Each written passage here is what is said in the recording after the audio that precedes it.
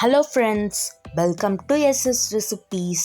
இன்றைக்கி நம்ம SS ரெசிபீஸில் Gopi Manchurian எப்படி செய்கிறதுன்னு பார்க்கலாம். அதுக்கு ஒரு மிக்சிங் பவுலில் 4 டேபிள் ஸ்பூன் மைதா மாவு சேர்த்துக்கோங்க. மைதா மாவு எவ்வளோ சேர்த்தோமோ அதே 4 டேபிள் ஸ்பூன் அளவுக்கு கார்ன்ஃப்ளவர் சேர்த்துக்கோங்க, சோள மாவு.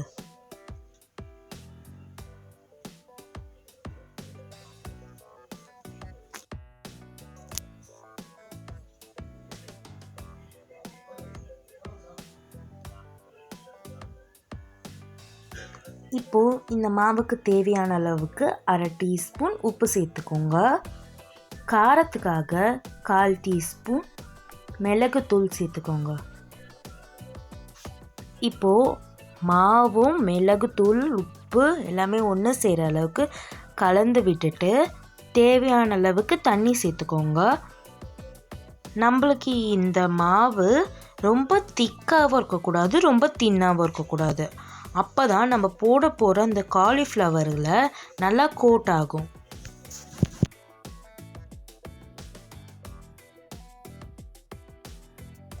கட்டி இல்லாத மாதிரி நல்லா கரைச்சி எடுத்துக்கோங்க.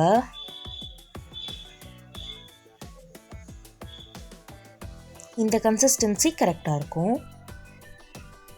இன்றைக்கி நான் 1 கப் அளவுக்கு காலிஃப்ளவரை ரொம்ப சின்ன சின்ன சைஸாக வெட்டி வச்சுருக்கிறேன். அந்த காலிஃப்ளவரை சால்ட் வாட்டரில் கொஞ்சமாக வாஷ் பண்ணி வச்சுருக்கிறேன்.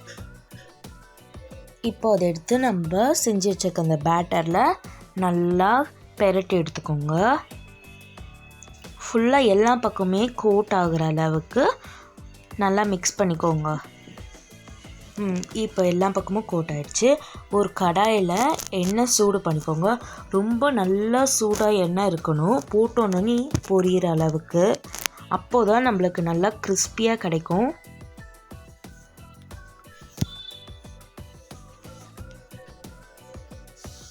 எண்ணெய் நல்லா ஹை ஃப்ளேமில் வச்சுட்டு நல்லா சூடு பண்ணிக்கோங்க.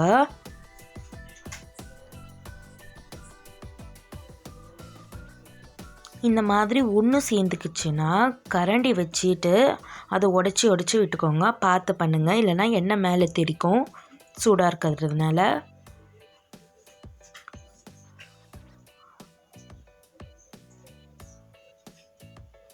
பாருங்கள், கோல்டன் ப்ரௌன் கலரில் வந்திருக்கு. இப்போ நம்ம எடுத்துக்கலாம் வெளியில். நல்லா கிறிஸ்பி ஆகிற வரைக்கும் ஃப்ரை பண்ணி எடுத்துக்கோங்க.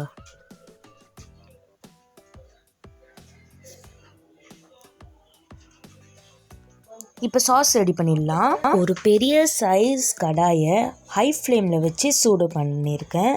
அதில் 3 டீஸ்பூன் எண்ணெயை சேர்த்துக்கோங்க. எண்ணெய் நல்லா சூடாயிட்டோன்னே அதில் 2 டீஸ்பூன் பூண்டை பொடியாக நறுக்கி வச்சுருக்க அதை சேர்த்துக்கோங்க. இது கூடவே வெங்காயத்தால் இருக்கிற ஸ்ப்ரிங் ஆனியனோட வெங்காயம் பார்த்த பொடியாக நறுக்கி வச்சுருக்கேன், அதையும் சேர்த்துக்கலாம் 2 டீஸ்பூன் அளவுக்கு. இது கூடவே சோயா சாஸ் 1/2 டீஸ்பூன் சேர்த்துக்கோங்க.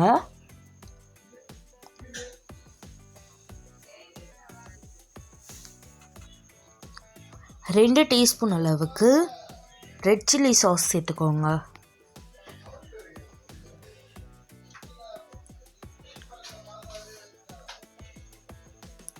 இப்போது தேவையான அளவுக்கு உப்பு சேர்த்துக்கோங்க. 1/4 டீஸ்பூன் இந்த சாஸ்க்கு கரெக்டாக இருக்கும்.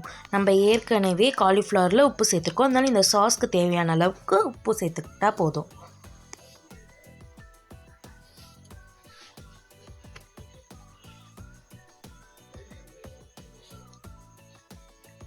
இப்போது டொமேட்டோ கெச்சப்பை 2 டீஸ்பூன் சேர்த்துக்கோங்க.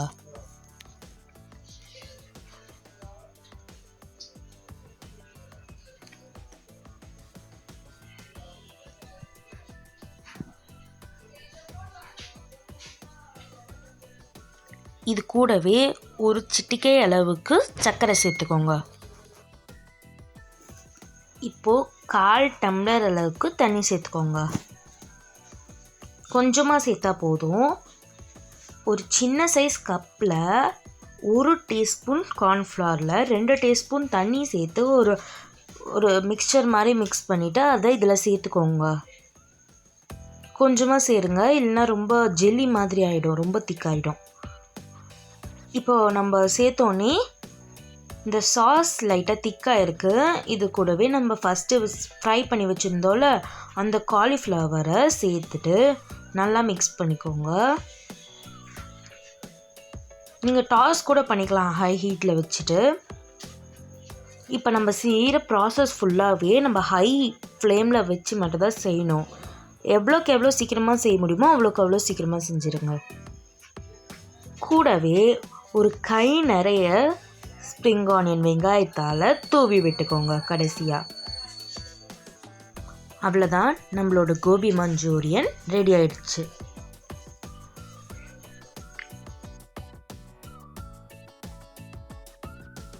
இப்போ சர்வ் பண்ணிடலாம்.